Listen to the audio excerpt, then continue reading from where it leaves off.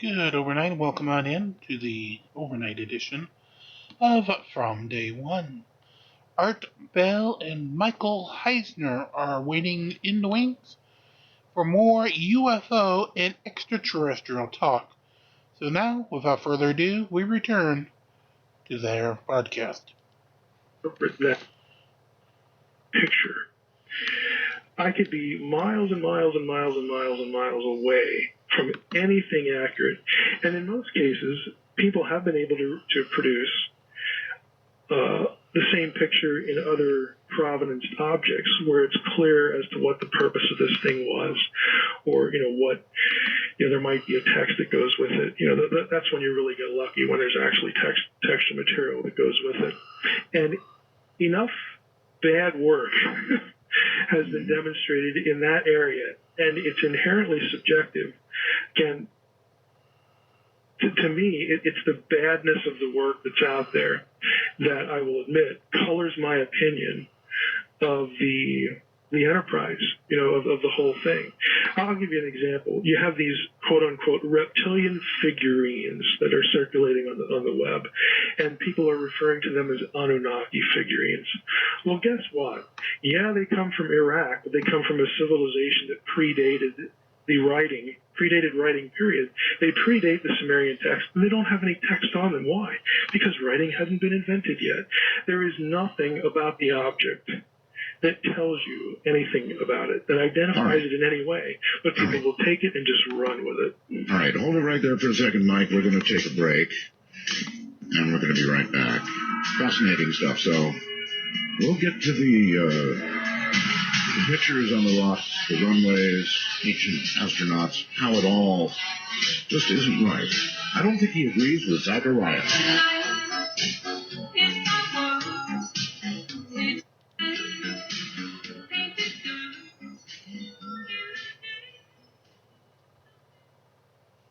All right, Mike, welcome back. I guess you're not married to much of the Anunnaki stuff, right?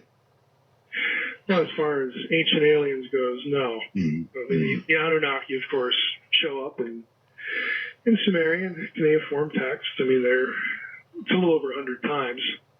I should say something. I don't know whether to encourage people to go see this or not. One of the things I did on my website that's devoted to Zechariah Sitchin and ancient astronaut stuff was, I figured, well, I don't want people to just take my word for it. When I say insane things like, look, the fundamental ideas of what Zechariah Sitchin is saying, that the Anunnaki come from Nibiru, that they were here to mine gold, that Nibiru is this planet beyond Saturn, and really the fundamental tenets of the system. Right. Rather than take my word for it, what I did was I created a screen capture video of me going to a website called the Electronic Text Corpus of Sumerian Literature. And I know it doesn't sound exciting. Talk about things that do not translate well on the radio, or really anything for that matter. I put in a search for the term Anunnaki, and the video is me putting the search term in, clicking the button, getting all of the occurrences of the term Anunnaki, where they occur in the tablets, getting them back in the search, showing people, now look, if you hit TR here, that takes you to an English translation. There are 117 or so of these. This is on my website, the Sitchin website. Sitchin is and you did this, why? So that people could watch it and do it themselves. Because I don't like arguments from authority. Yeah, here's Mike with a PhD in ancient Semitic languages and all this stuff. Big deal. Okay, you should not have to depend on what Mike says about this. Go to the site, run the search, click the translation, and you will see that I'm correct here. Okay, none of these ideas about the Anunnaki that Sitchin really depends on to roll out his extraterrestrial narrative. The texts don't say anything about the Anunnaki in regard to these items at all. It literally doesn't even exist. It's not a question of, well, Mike would translate it this way, but someone else would translate it that way. I'm saying the material doesn't even exist. Now, if I made a crazy claim like that without knowing that it was real, I mean, I'd have to have my head examined, okay? But I got so tired of trying to explain to people this is not a translation issue, at least in regard to the Anunnaki. Are you suggesting by implication that Zechariah needs his head examined? No, the late Zechariah Sitchin did not need his head examined.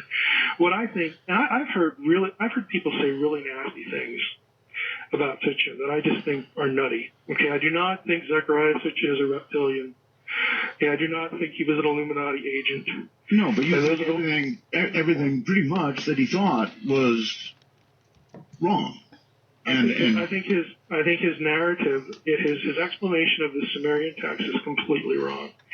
What I think he actually did is, he reads the text in translation, using Kramer or some other known translation at the time, and I think he essentially created what you could loosely call an allegory.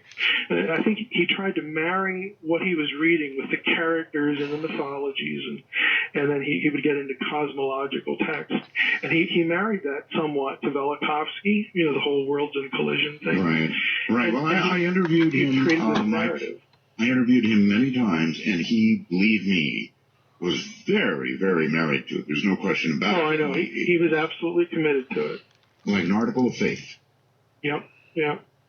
And I'm just saying, look, there's just nothing here. I mean, it's not the same in other issues, that where you do, there are issues of this is a good translation, that's a bad translation, It's not anything you could put in one category, but as far as I should mention this too. One of the other things I did besides creating that exciting video for people was I looked up all of the scholarly academic articles on the Anunnaki I could find. There were 3 of them. Unfortunately, they were all in German.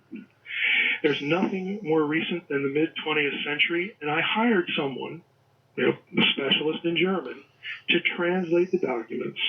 People can get those translations as they are. It's a lot of pages because they're 50, 60 pages, but you can actually have the best research on Anunnaki, Sumerian, Assyrian scholars.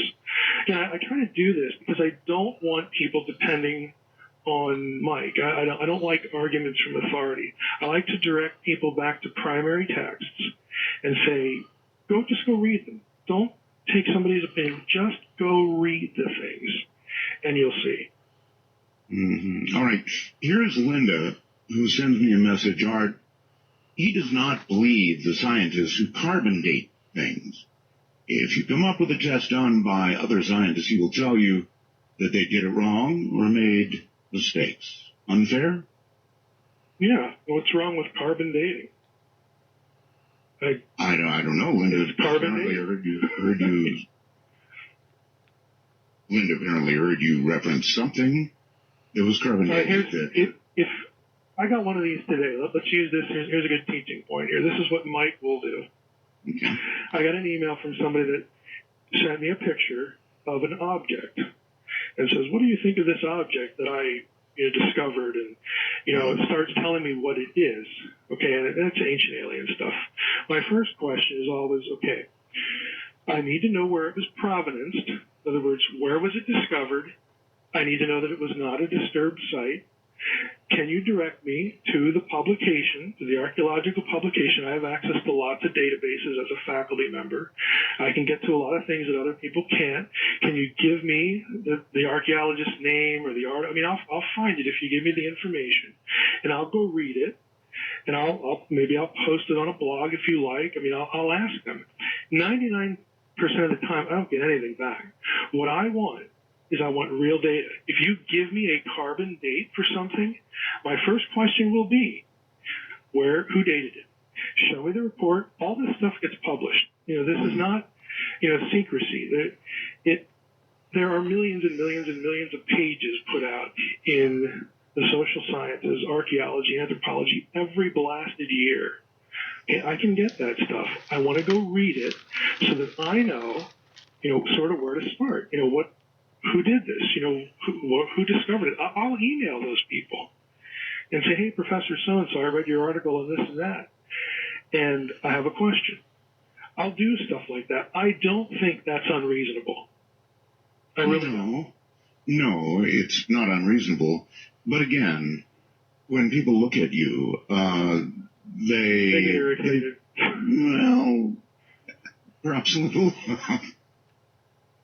I call myself the equal opportunity offender because I'll do this with Christians that email me too about some point of, well, you're a heretic out there because you don't believe in a global flood, or you don't believe in this, or you don't believe in that, and whether I do or not, or most of the time they're just repeating something they heard.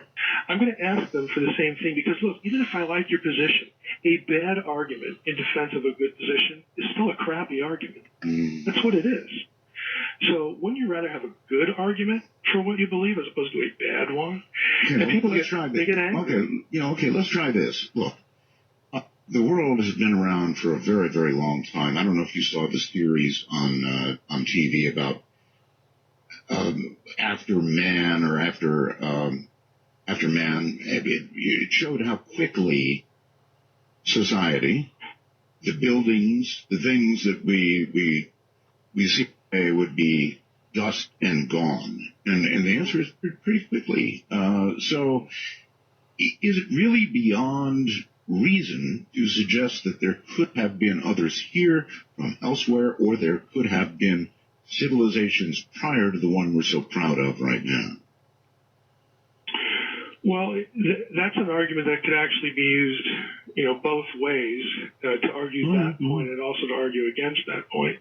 Mm-hmm.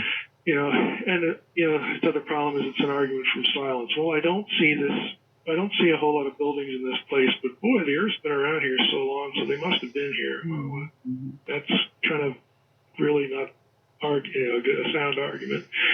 I mean, in theory, we have evidence of writing, which is a mark of a high civilization.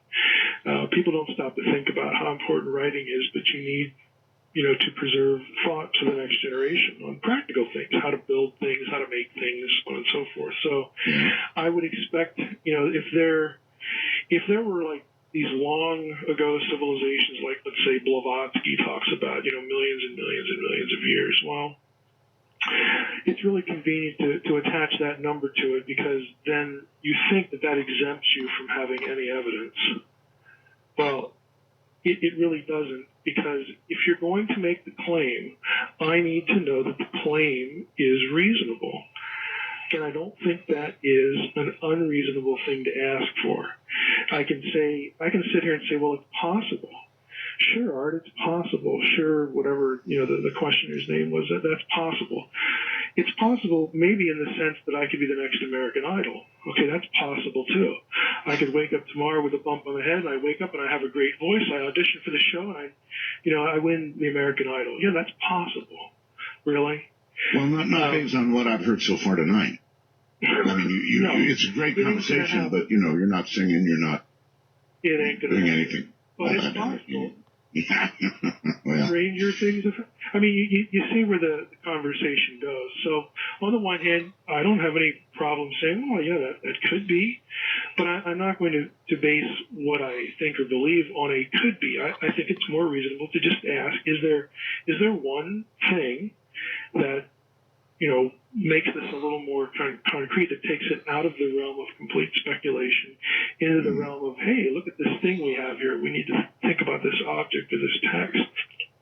I just don't think it's unreasonable. And I know it irritates. Okay. All right, Mike. It irritates my wife when I'm like that, too. Would you apply the same standards of proof, Mike, to the concept of intelligent design? Yeah, I've said for a long time that I think intelligent design really doesn't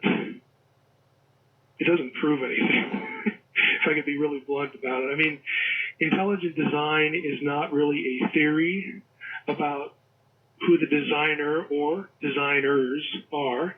I've said for many years that, look, you can take all the arguments for intelligent design and put an S on the end, and you can make the same arguments. And again, a Christian audience, that just irritates the heck out of them, because they're going to assume, that the designer must be the God of the Bible.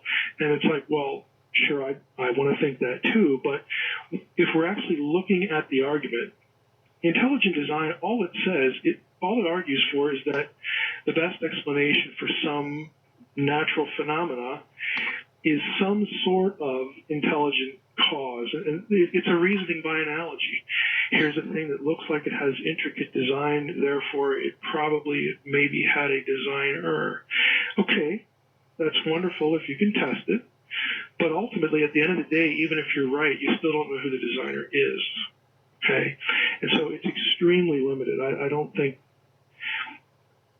want to say it's not useful, because I think it is. I don't want to see God divorced from the conversation, about creation and things like that. But the other side of it is it's quite limited. It's more limited than the average person who gets excited about it, really thinks about it. Do you believe in intelligent design, one way or the other, whether you say God did it or it was a natural process with somebody's hand in it or an extraterrestrial hand or whatever? Do you believe in intelligent design, or is it all random? I do believe that there is a creator. A creator. Right. Okay. And what I mean by that is I see a philosophical necessity to have a distinction between creation and the causation, some causation, whether that's an impersonal thing like Big Bang or whatever, you're at a different level of questioning there. But I don't see it all as one. I'm not a monist. I would be a dualist. That there's a distinction between creation and then its causation. And so because I hold that position, I think that there are some things that do speak to intelligent design.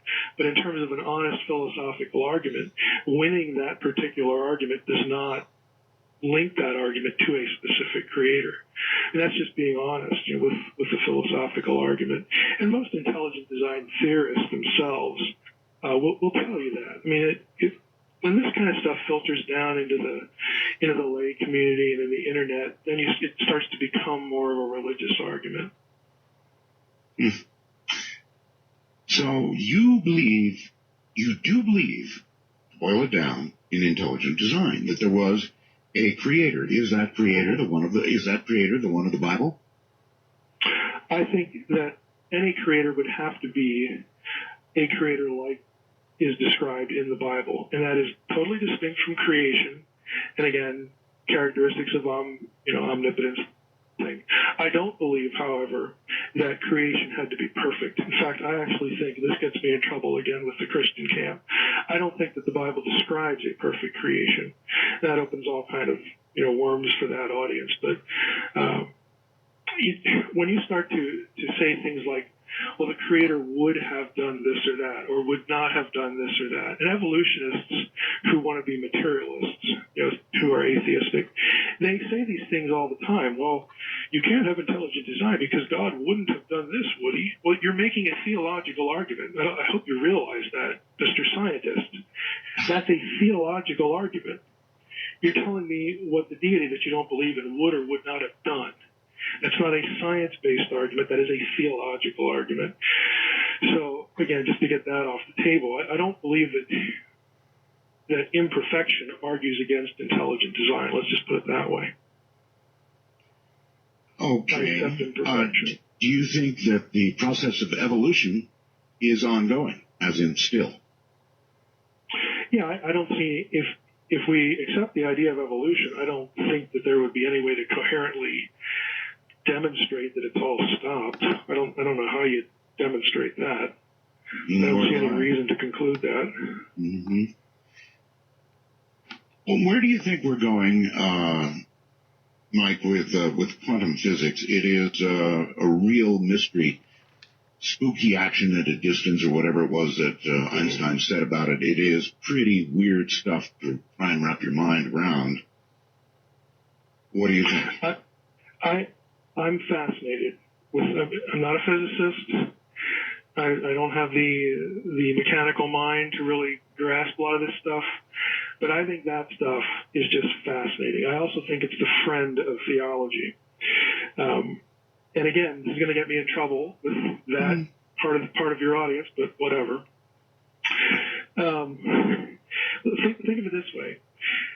Most Christians, many Christians, whether they could tell you where the idea comes from, are really disturbed by the idea that, God doesn't have everything predestined. If I walk into a room full of Christians to speak on something, and I say, hey, look, I don't believe that everything is nailed down. I don't believe that foreknowledge, God's foreknowledge, necessitates his predestining of all things.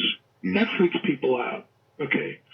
But that's exactly what quantum physics, has demonstrated. There's this certain random quality to it. And I can show you passages in the New Testament that talk about how creation mirrors the character of the Creator.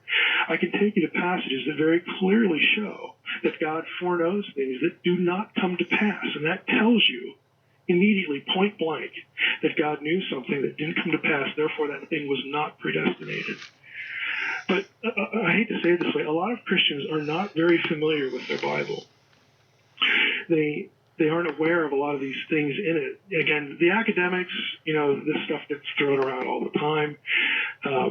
But when you try to, do stuff on the internet, when you try to do stuff on radio, you try to get people interested in the discussion. People don't like it. I don't know how else to put it. I mean, wouldn't it be interesting to actually give the Bible to that same lady who looked at the Majestic documents? We have actually talked to her about that. This is an interesting rabbit trail. Oh, really? Her undergraduate degree, Carol's undergraduate degree, was in Greek. So I'll just describe what we have asked her past. There are certain books of the New Testament that are what are called disputed authorship books. The pastoral epistles, for instance, that would be 1st and 2nd Timothy and Titus, are sort of notorious in the academic realm for scholars fighting about Paul really write this or not. So we've asked her, hey, are you interested in this because we can give you, the digital form of the Greek New Testament and check out authorship attribution. And of course, she brings up the obvious problem. Well, you'd have to also hand me documents to create a profile that for certain were written by this particular individual. And she, and frankly, we wonder, could we do that? Because most of Paul's letters, we'll just use Paul for an example, most of Paul's letters are disputed in some way at some point in the letters, even the ones that are sort of, everybody accepts as genuinely Pauline.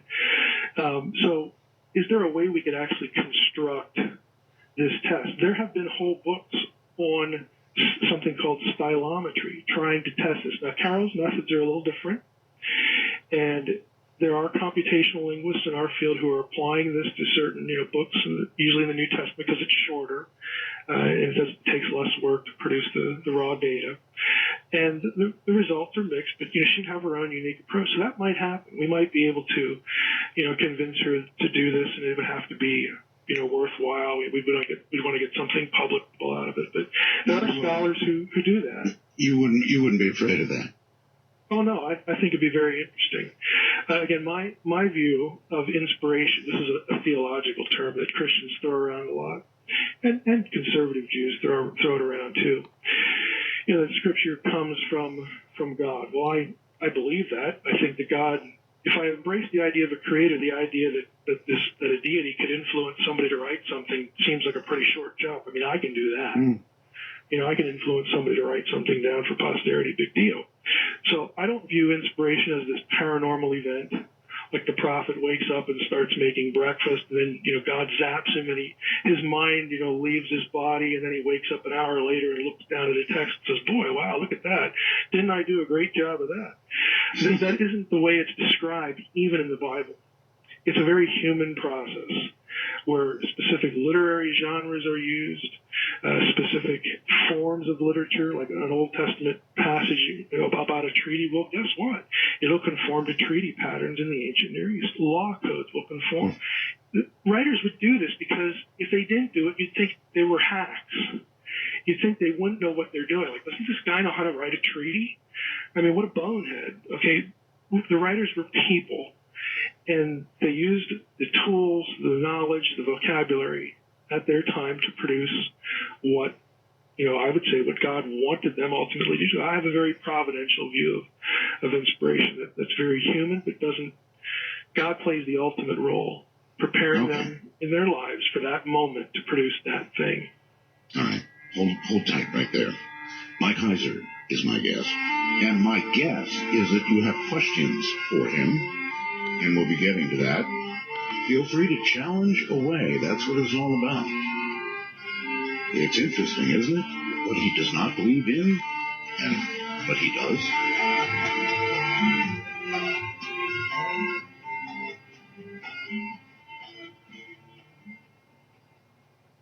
Okay, Mike Heiser is my guest. And, I've got a good question. It involves Adam and Eve.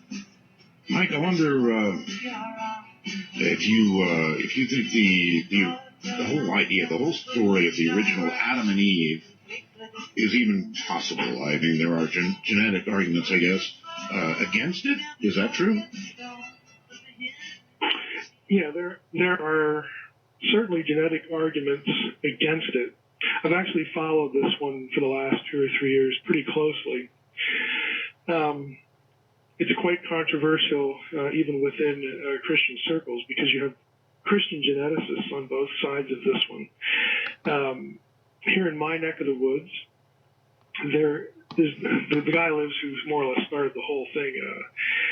Dennis Venema of Trinity Western produced an article that really argued against the historical Adam and Eve because of statistics, that you can't account for populations as we know them as coming from a single pair.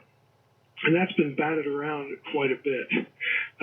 Some people, and I think about this, some people would say, well, we don't really need to care about a single pair because if we go back to a literal reading of Genesis after the flood, we have more than one pair. We have 4, Noah and his sons. And so then the argument proceeds from there. My view is I don't think that theologically we have to affirm a historical Adam, although I'm not convinced that we shouldn't affirm that. In other words, I think the genetics is still divided on the issue. So I think, 5, 10, 20 years, we may, statistical genetics might be an area that really gets a lot of attention, more work's put into it. We might have something more conclusive than it is now, but there are good arguments. You sound pretty unsure, but I don't know where to come down. Yeah, but I have noticed that arguments that could go either way, like somebody who is a little married to what he believes, you have them fall down in your direction. Oh, I don't know means I don't know. Okay. Now, for your readers or your listeners, I think one of the better books on this is by a guy named Peter Enns. It's about the historical Adam, the evolution of Adam. It's called. And is an Old Testament scholar like I am. I know Pete. He got into trouble for a neutral position on this, or actually one that favored the evolutionary argument. But his argument is actually text-based, and that is he marshals a lot of evidence. And he's depending on the dissertation somebody else wrote, in part, that the story of Adam is actually a deliberate parallel to the story of Israel. And if that's the case, then the whole point of the story of Adam might be, again, something literary, talking about the nation, using this story to parallel the history of the nation. And you mean metaphorical? It's a metaphorical thing? I mean that, right. And I think he does a good job of laying it out for the non-specialist. It's controversial. I like parts of what his argument says. I like, I don't like other parts of it. But I think in this case, I don't think genetics lies, obviously. I do think, though, that, and the people who are in the field will tell you this, in the articles they produce, that statistical genetics is still somewhat new because the genome isn't that recent. It's a burgeoning field. So I think for this one, it's like 10, 20 years down the road, we may have something more conclusive. But either way, in terms of biblical scholarship or theology, I think this is something that can go either way. And I know that would upset a lot of people for different reasons. But again, for those of you who are Christians out there listening, I can say this because I do not take Romans 5 the same way most of you do. So we'll just leave it there, I guess. That becomes okay. Well, I mean, so when you get to the genetics, you would think the percentages would be way below what the MJ12 document reader is able to achieve. You know, I don't know that I'm qualified to comment on a comparison because I don't really know either field. But, you know, genetics doesn't lie. I mean, we depend on genetics for a lot of different things, you know, in terms of medicine, agriculture, all sorts of things. I mean, genetics is genetics. I mean, it's real.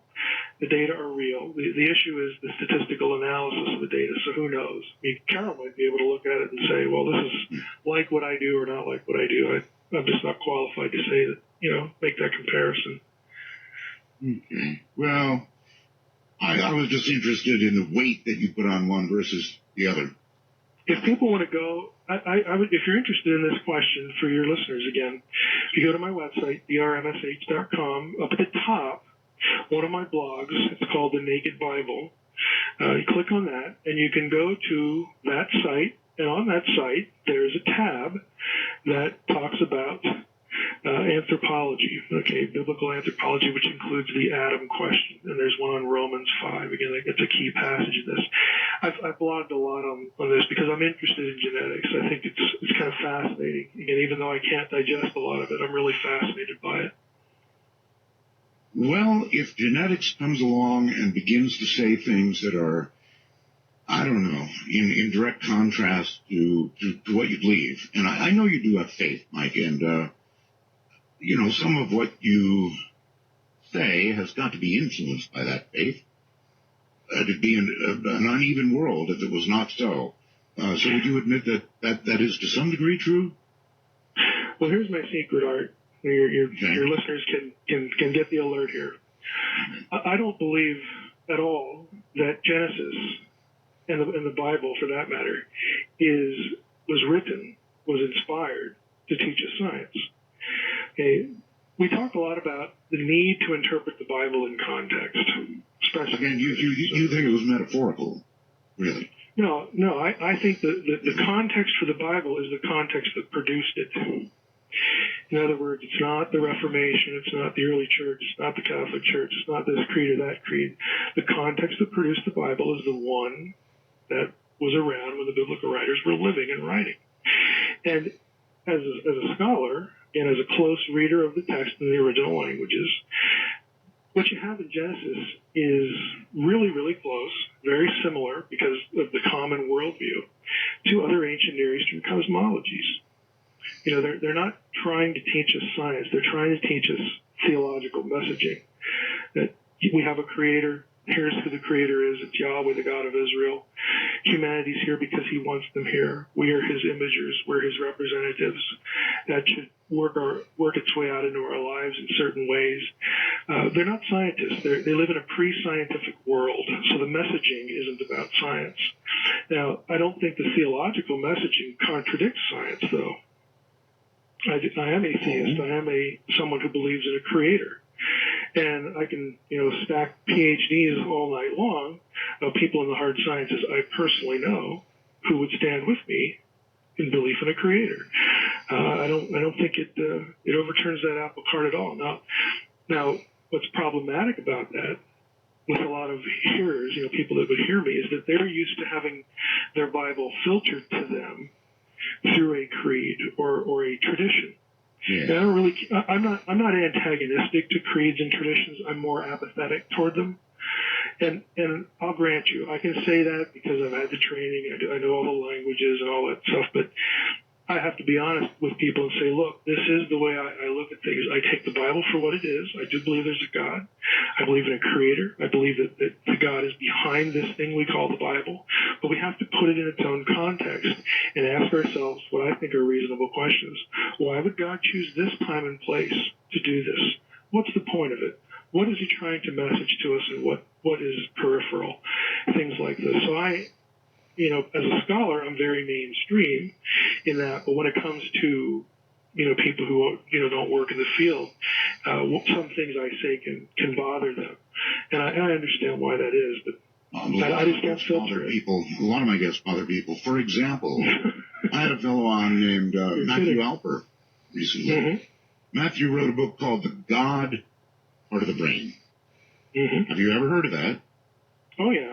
Yeah, and I've heard, not the most recent show, but I've heard previous shows. Okay, good. All right, so basically, he's saying that, look, human beings have an innate fear of their own mortality.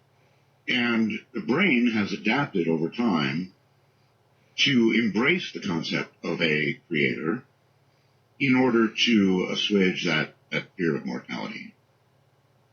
And it is a reasonable thing to imagine. I wonder how you address something like that. Well, your audience will understand when I say this, and I'll try to unpack it. If I had to put my money on Matthew Alper or Dean Radin, my money is on Dean. Okay. In other words, Alper's position depends on philosophical materialism, that all that is real is somehow biologically based or material based. Okay, I don't believe that. Lots of people don't believe it who have nothing theological invested in it, and lots of neuroscientists don't believe it. The real question comes down to, is all this stuff something the brain produces or something the brain receives or mediates or filters? You have the radio and you have radio waves. Mm-hmm. Okay, one of Alper's things is, well, if you took this gene out or you took this drug, it would sort of shut the thing off. Well, if I took the battery out of a radio that I've been listening to, I cannot conclude that the radio waves are not still there. Well, one of the things he did say, I want you to address this, is that, look, if you take somebody who is very religious and they have an accident, they hit their head, many times they're suddenly not religious anymore. Exactly what I would expect. That phenomenon works just fine with the idea that the brain is a receiver or filter of consciousness. You do not need to have the idea that the brain produces consciousness or is consciousness to explain that. Both paradigms can explain that very same thing. And again, I think on one hand, what Alper's saying is I think more intelligent than weird stuff like the God helmet guy, which I think is just ridiculous. So I'm going to give Alper credit for coming up with a more thoughtful idea. It's not unique with him. I mean, if anybody who's studied, again, this is something else I'm interested in, the whole problem, quote unquote, of consciousness, gets into the mind-body problem, the mind-body issue. And neuroscientists are divided on this issue. I mean, I would want to know things like, well, why doesn't everyone believe in God then? Why do some people who believe in God later embrace atheism? Well, the numbers Why are conceptions of God so different? Right. Let me repeat. The percentages are very, very high. I mean, even if you go to islands. Percentages for which? Those who believe either in God or a God. Those who worship. It's almost universal. You can go to islands that have been barely touched. Oh, I would expect that. Okay. Well, I mean, again, if we're going to, well, let's just throw the Bible in here again. Romans 1, Ecclesiastes teach the idea that since we are made by God, we are designed to want to seek Him. We have this innate sense, innate urge, again, this, and if we don't have that relationship, we have this gap or this empty space in us. So again, it's a very first century or more ancient way of saying just what you said. I mean, we would expect that if we are made in God's image, there would be something in us that would be attracted to Him, that would seek Him, that would feel incomplete without it. So that doesn't surprise me at all. Again, going back to the two sides of the issue, you don't need Alper's position to explain that. Alper would agree with a lot of what you just said. Oh, I know, and neuroscientists who would disagree with his explanation of it would also agree with him. There's a lot of agreement here. It comes down again to that sort of radio analogy. Is it the thing that produces the sound waves, or does it receive them from somewhere else? So ultimately, it comes down to this issue of, are you a materialist or are you not? What about, let's go back for a second to intelligent design. What about the argument that as we look around us every day, Mike, everything is just as it has to be? Now, you can attribute that to a maker, or you can attribute that to the fact that we're here, and we wouldn't be unless it was as it must be. We need, we became up in a world where we need this kind of oxygen mix, the right gases, there's butter, there's everything that we need. Well, you can attribute that to a designer, if you wish, or you can attribute it to the fact that it couldn't be any other way. And how to speak. Right, well, that's true. And someone who, you've interviewed Hugh Ross before. This is exactly where Hugh Ross is at. The so-called Anthropic Principle. Right. The second option, if I were Hugh Ross, I would say, well, isn't that less of an explanation than the first option? Because the first option allows the second to exist, doesn't allow the first to exist. In other words, we're designed as intelligent beings, and intelligent beings will at some point ask that question. So that's a long way of saying, both are on the table. Both people, both options are held by different people, and that's kind of where these arguments stall. Which becomes a philosophical argument rather than a scientific argument. Which one is more coherent? And that's where the argument takes place. I think the argument for theism is more coherent.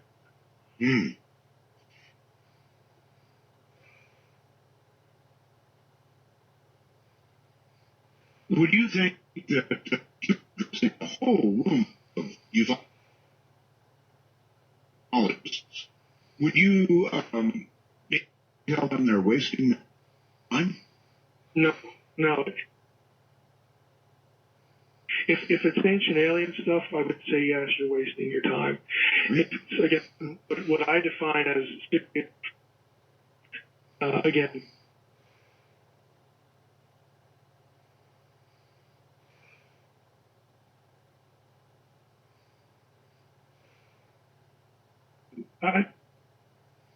These things are being very true.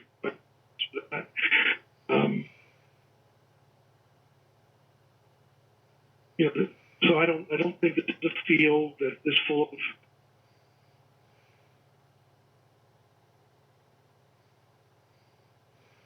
we have hoaxers, but I don't think it's full of them or people who want publicity and all. Again, we know this there, but for the most part, I think people really are serious about it, really want to know. And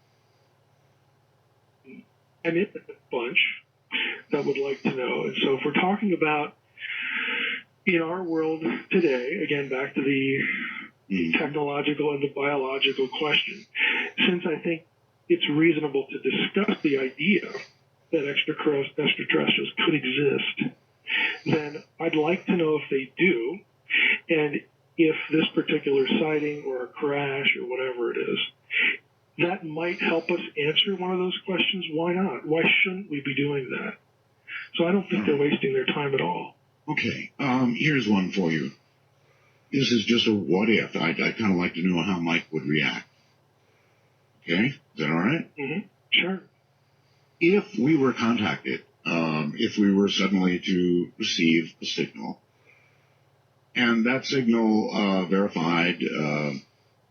was verified by everybody in sight as being extraterrestrial, and the signal included the information that, yes, we have been watching you since it all began for you, since you became intelligent beings, and we are your makers. I wonder how you personally would react to that.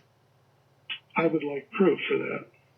Mm-hmm. In other words, the fact that you're a communicative being that's been around longer than we have, and has some whatever point of superior technology, I've learned from my human experience that advanced technology does not translate necessarily to truth-telling and good motives or ethics. And so I'm going to assume that you perhaps evolved along the same trajectories, and so I need you to prove that case. And then I'd also like to know, why are you telling me that? Are you trying to make me fear you? Are you just preparing me for your overlordship? Or what is it? I mean, I would want it to be a conversation rather than a statement. And I think a lot of what I would think past that would have a lot to do with the reaction. I don't know, perhaps as a father would sit down with a matured son and explain to him that, son, you're 21 now, and I've got to tell you that we adopted you when you were very young, or something like that. In other words, we have matured to the point that we were prepared, or we were ready to hear something like that. Right. Well, I would want to know. I mean, I'd have questions. Proof. You want proof? Well, I would want proof, but in that scenario, I'd also want to know why. I mean, why? I know you're telling me that I had to be at a certain maturity level. I get that part. But I'd want to know things about, well, why was I up for adoption? What about my biological parent? I would want to know what the history is behind that a little bit. So I think my own reflex, given the first scenario with the extraterrestrial question, is I think it'd be very natural to have, questions that relate to validation. I think as human beings, that's a normal reflex with us. Mm-hmm. I don't see any reason to suppress it or to hide it at that point. All right. Hold it right there. We've got a break. What I want to do is open the phone lines, okay? 1-855-REAL-UFO. That's 855-REAL-UFO from Mike Heiser. Should be a very, very interesting discussion.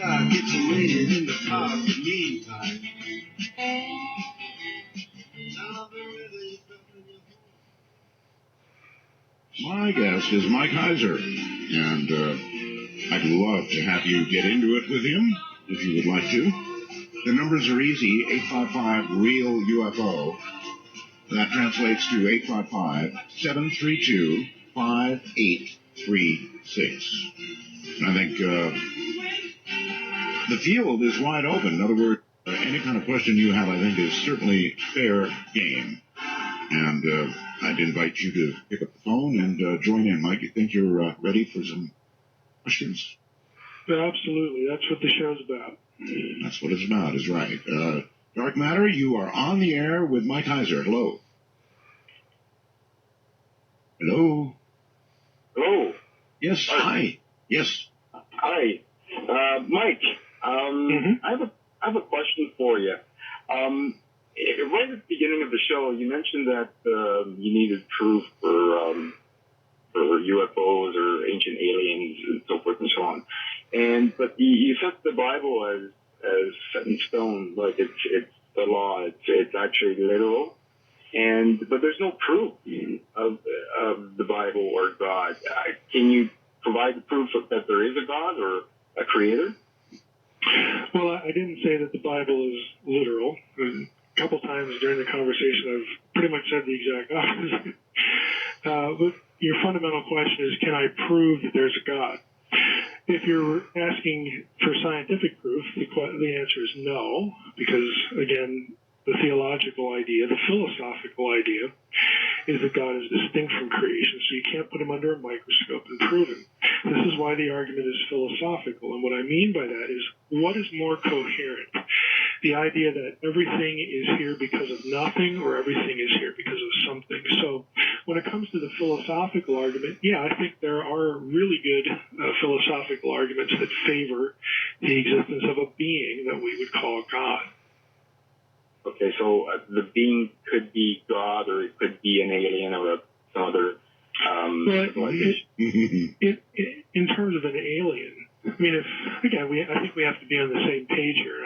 I kind of think we are. I define the alien as an extraterrestrial life form that is the product of evolution, and so that's quite different than God. So there's a disconnect there. I'd have to hear what you thought about that. Okay, because in terms of other civilizations or God or Adam and Eve, I mean, I look at the Bible, and it depends. You take some passages as literal, some as metaphoric, and again, you went back to the author, the writers of the Bible. How can you prove that what they've written in the Bible itself is literal or metaphoric? Or, what do you think about that? Well, on one level, I don't care, because I think the point of the Bible is not to teach us science. Now, I think creation is something that we should study, something that God would expect us to study. Science is just as much of a worthy endeavor as, pastoring a church or something like that. It's about a set of ideas, and I think the ideas, not just with the Bible, but other ancient texts, are coherent. We didn't put creation here, the creation we experience and see. We're not responsible for it, so somebody else must be. Okay, that takes you into this idea of a creator, and I think that's a reasonable assumption. It didn't make it Mike, I think that a lot of ideas that talk about previous civilizations and or creatures from elsewhere, they're coherent. I think a lot of these ideas are coherent. And it does seem to me, Mike, that when it comes to those sorts of things, you demand a very great level of proof. But when it comes, you know where I'm going, right? Yeah. Oh, yeah. Maybe that's kind of what the caller's saying here. Well, when it comes to the demand for proof for a biological entity, I would like biology. When it comes to the demand for proof for a non-biological entity like God, then I think by definition we have to look at it philosophically, the rules of logic, and think. It's kind of the difference between scientific evidence and legal evidence. We use them both, but they're not the same, and we can argue about which one's better. But the fact is that each of them applies in its different realm. So, I can't reproduce a crime or some event that happened in court. But I can argue, again, using the rules of logic and points of evidence, for this scenario is more coherent than this other scenario over here. So I think the requirements for both are appropriate to the realms in which they're operating. Caller? So you have faith in God, but in terms of a biological being, you need actual physical proof. Your faith in God is basically your proof that there is a creator, which you call God, correct? But if I would not use the word faith. I would use the idea that there is a God is more reasonable. I don't really divorce reason and faith, that much. And I mean, some people do, some people don't. But I think faith without reason is pretty useless. Right. I mean, I look at faith as just something in your head, just something that you believe in, but there is no actual proof. The faith. But you do have reasons that you believe in whatever it is you believe, and I think that's perfectly appropriate. So what I'm saying is, I believe that it's more coherent to believe in a creator than not. To me, that's more reasonable. And this isn't a logic class, so we don't need to go down a really boring road for radio. But I'm hoping you get the idea. Yeah, I do. I'm just trying to understand, like, faith and actual proof of a biological being being the creator. Because when it comes to God, we all believe that God with our faith, not actual proof of any physical proof of an actual God or biological being. Correct? It's actually a little hard. It's actually a little hard to make a really clean-cut distinction in some regards, because even in the realm of science, there's an interpretive aspect to certain things where we have data. Data is produced by scientific observation and inquiry and experimentation and all that.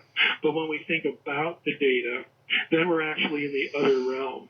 Again, we have to form arguments and see if one is more coherent than another. How to parse whatever the data is in front of you. We have hypotheses, right? And then we build experiments or studies or research to prove the hypothesis is correct or not. Right. Right. And in science, it's really nice, that part of that process is repeatability. Right. Like in the courtroom, using that as an analogy, you can't depend on that, unfortunately. It's just a different realm, but the goals are the same at any rate. Okay. Well, great. Thank you very much. Thank you very much for the call, and take care, and let's do this and say hello there. You're on the air. Hello, line 1, you're on the air. Hello. Hi. My question is, he says he doesn't believe in ancient aliens, but what about the drawings on the Mayan pyramids where they got, a spaceman and a spacesuit and a spaceship? Ancient aliens. I would suggest that you go to either YouTube or directly the URL, Ancient Aliens Debunked. It's a 3-hour video. It's free. It's got almost 2.5 million views. And one of the segments is about just that, the so-called Palenque astronaut. And I'd invite you to watch it. You can also go to the website and get a transcript of the actual video with resources with sources where the material was sourced. Basically, what's been interpreted as hardware, rocketry, that sort of thing, really are known motifs from other pieces of Mayan art that are about the underworld. So it's not about ancient astronauts at all. And I know for someone who's committed to the ancient astronaut view, they're not really going to swallow that. Okay, but what I would say is, look, go back. This is a teaching moment here. We want to understand the culture on their terms. They didn't make just this one object. They made lots of objects.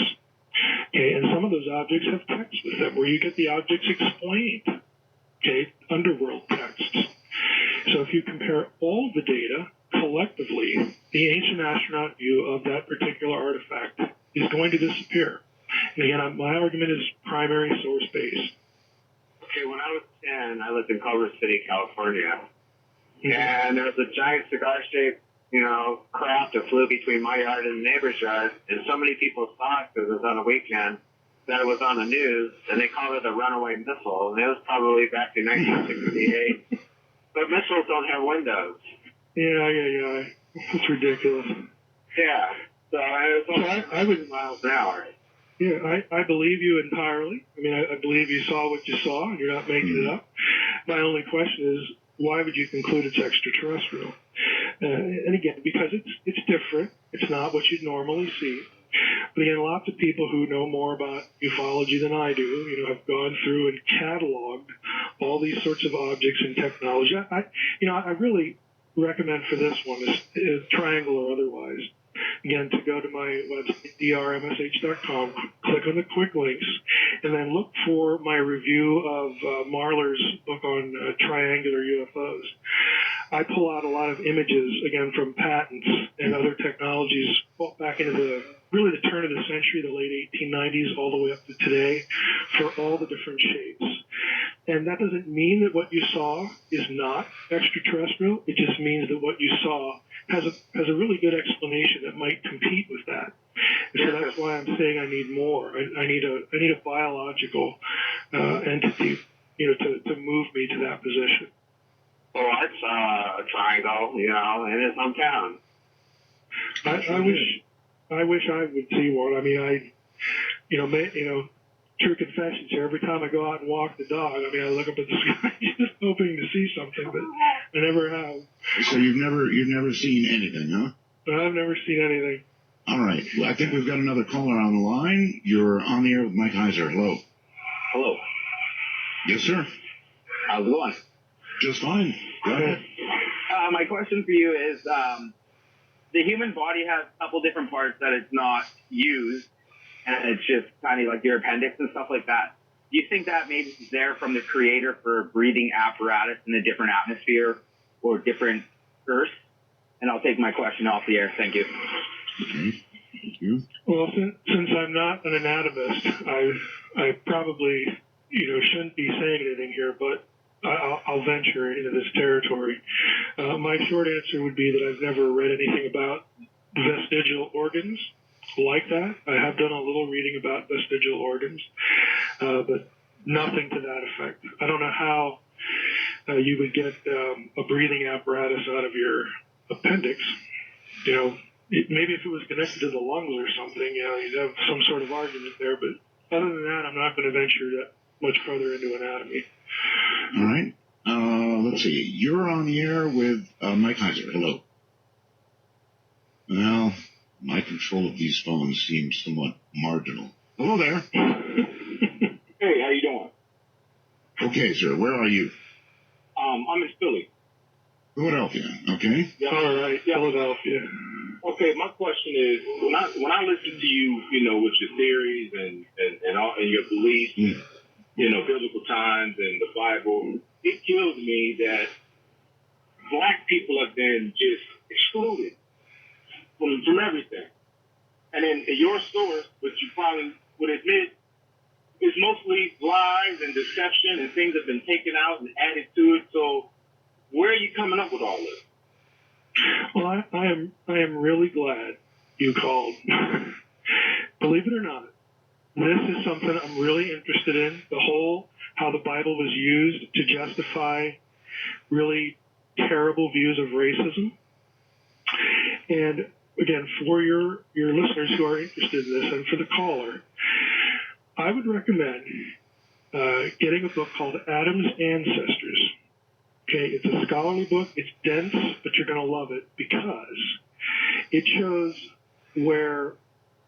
essentially how this happened. And it's not an issue of what's in the Bible.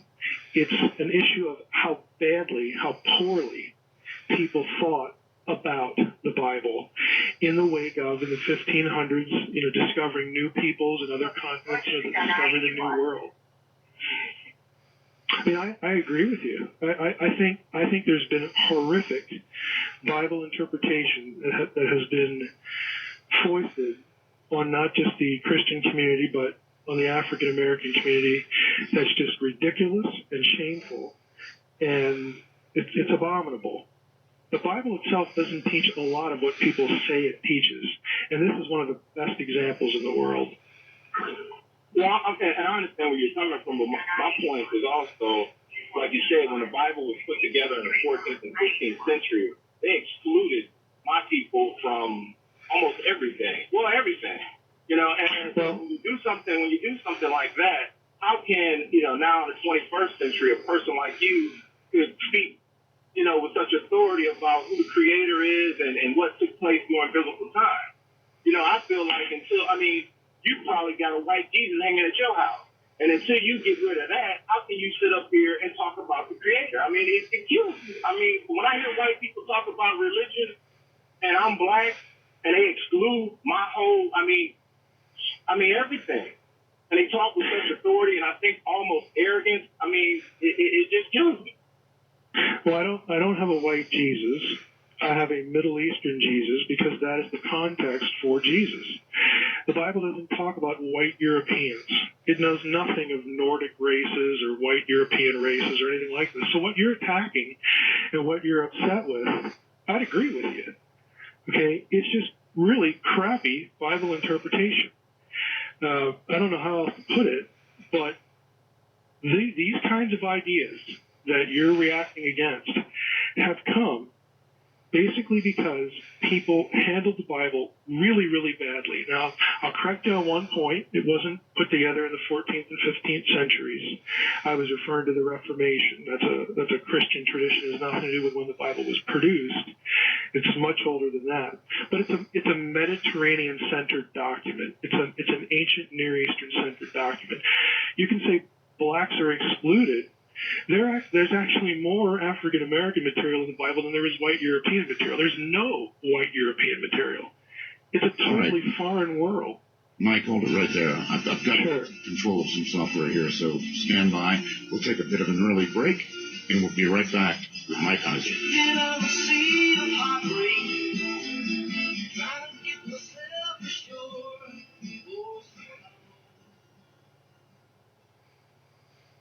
My guest is Mike Heiser. Anything you'd like to ask is absolutely fair game.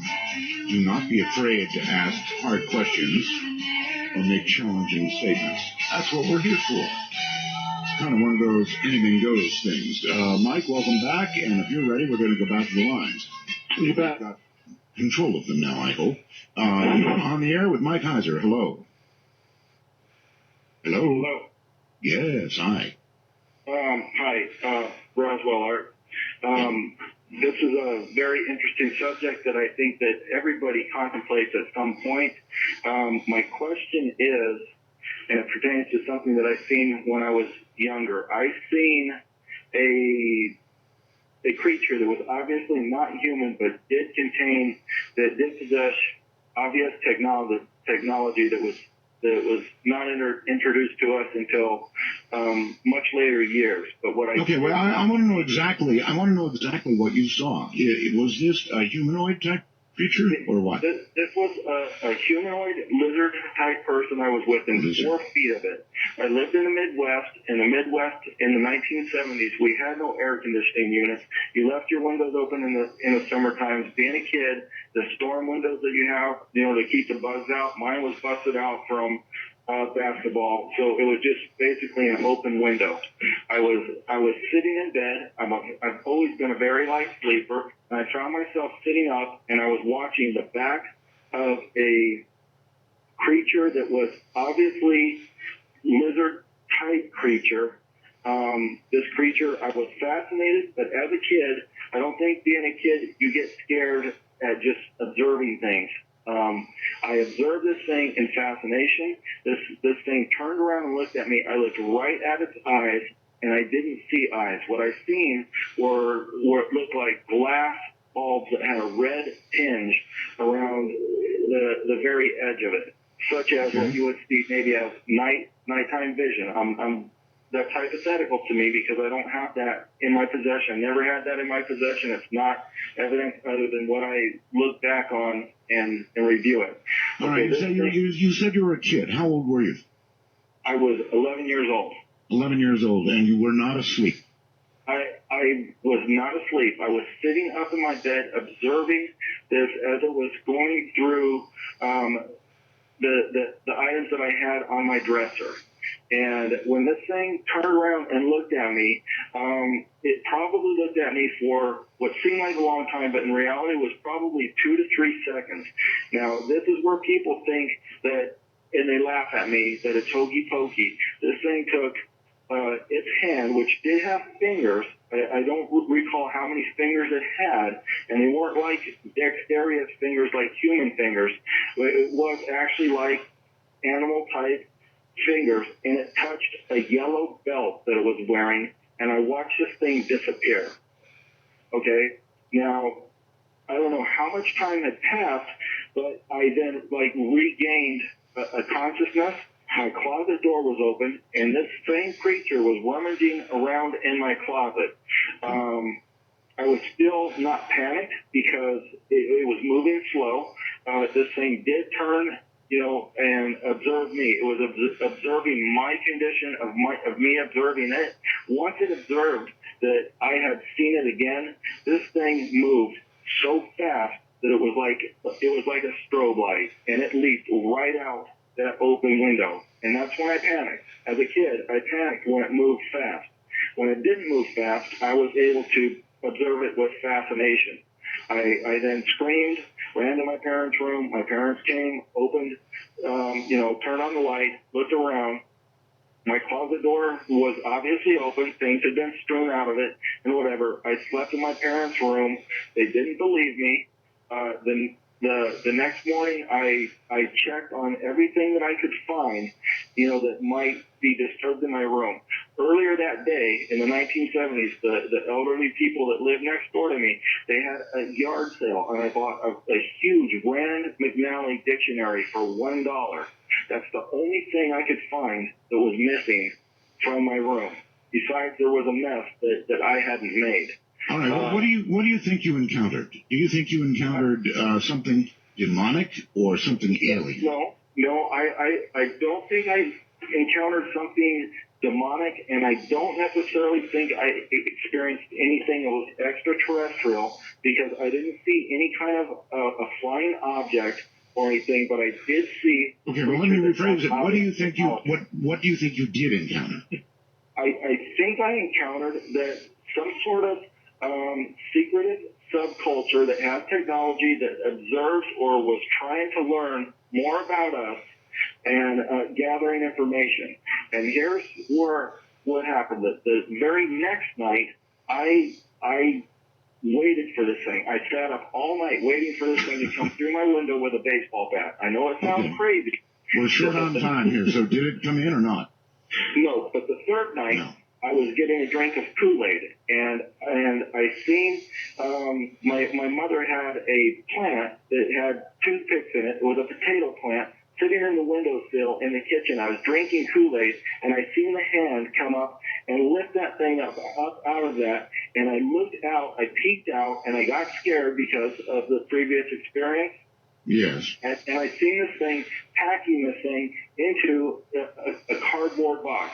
This thing then picked that cardboard box up, looked at me now for the second time that it had seen me. Our garage was detached. This thing took about 4 steps and leaped up on the top of our garage and walked off towards the back where I couldn't see it. I couldn't wait until the next morning to get out there and climb up on top of the garage to see if there was some sort of fort, a nest, or anything. There was no evidence. There was nothing. Okay, well, it sounds to me like you drank the Kool-Aid, all right. Mike, yeah, I know, but people have these encounters. Absolutely. He described a creature that was lizard-like. Mm-hmm. Into what category, pray tell, would you put that? Well, the not shocking answer is, I don't know what the guy saw. I mean, I could take up the time and go through the 4 or 5 different categories of, people who've, studied abduction research and the so-called, old hag and, the night terrors and all this stuff, and come up with categories that this could go into. But ultimately, I don't know what the guy saw. Mike, does your philosophy allow for demons? Demonic entities? Yeah, I believe in a non-material. Since I'm a theist, I'm not a materialist. I believe in the so-called, for lack of a better term, spiritual world. Non-human intelligences that are disembodied and all that kind of stuff. I'm going to say something. This might be a little controversial here.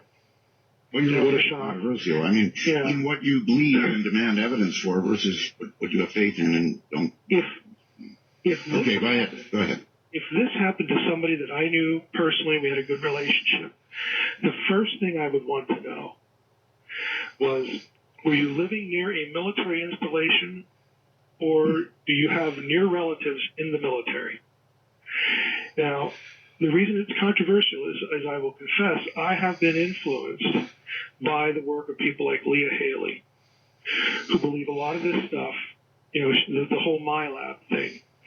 For somebody like her who was deeply entrenched in abduction research and this sort of stuff, for her to take the position she does now and for the reasons she does, that would be really, really, really on the forefront of my mind.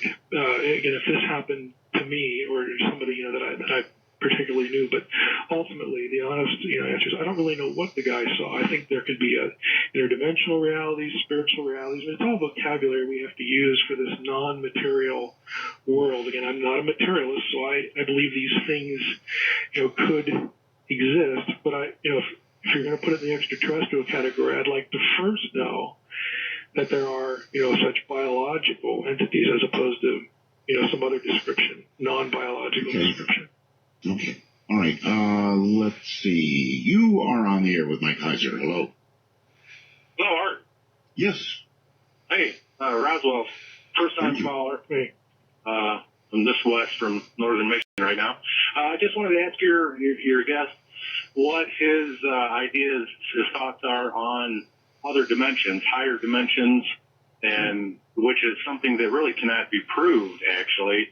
And if he does believe in a God, does he or does he not believe if it's like a multi-dimensional being, which in itself means that it cannot be proved?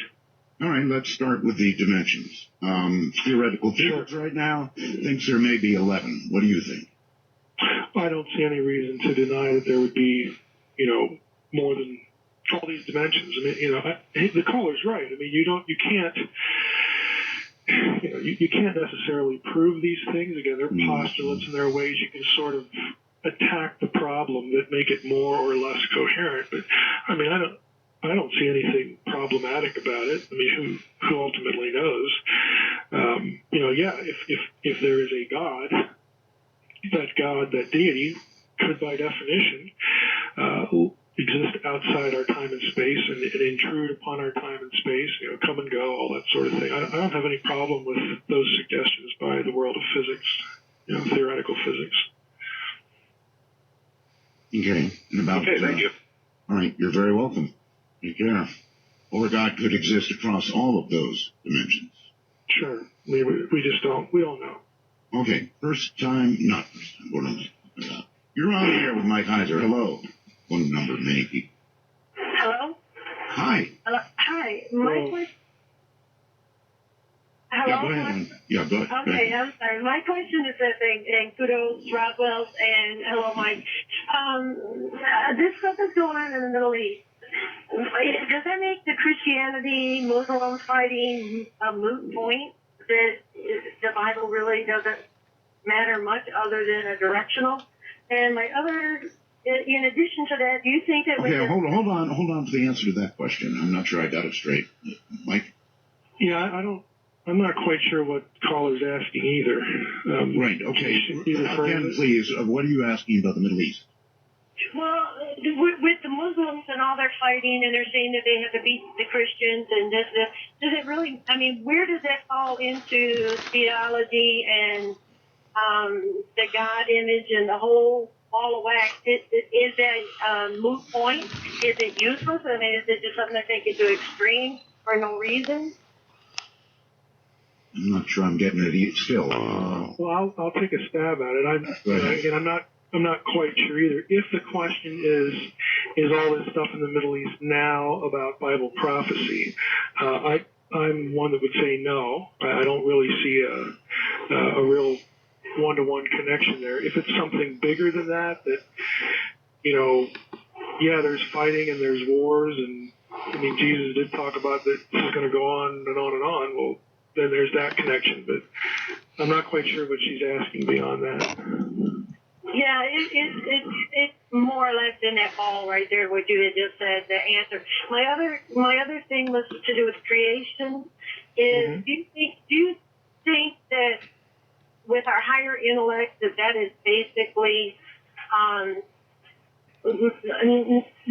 not to be rude, but you can take a redneck and try to explain something to them, and they're not getting it. Whereas you should take a scholar, and it's the most simplest thing to them. Do you think that our intellect allows us to see these other dimensions and things that other people wouldn't comprehend. Yeah, I don't see how someone's grasp of this or that piece of content, in other words, their intelligence, I don't see any correlation to that being some sort of gateway to, seeing other dimensions. So I guess that's the best way I can answer that. Very good. You are on the air with Mike Heiser. Now you're on the air, I think. Hello. Hey, Dunsey. Hi there. I had a question about the UFOs. Well, 1/3 of the angels fell with Satan. Could the UFOs be manifestations of the angels? Because they're not leaving sonic boom, they're not leaving vapor trails or anything. So could it be just a manifestation that they have projecting onto us as a way to deceive us from God?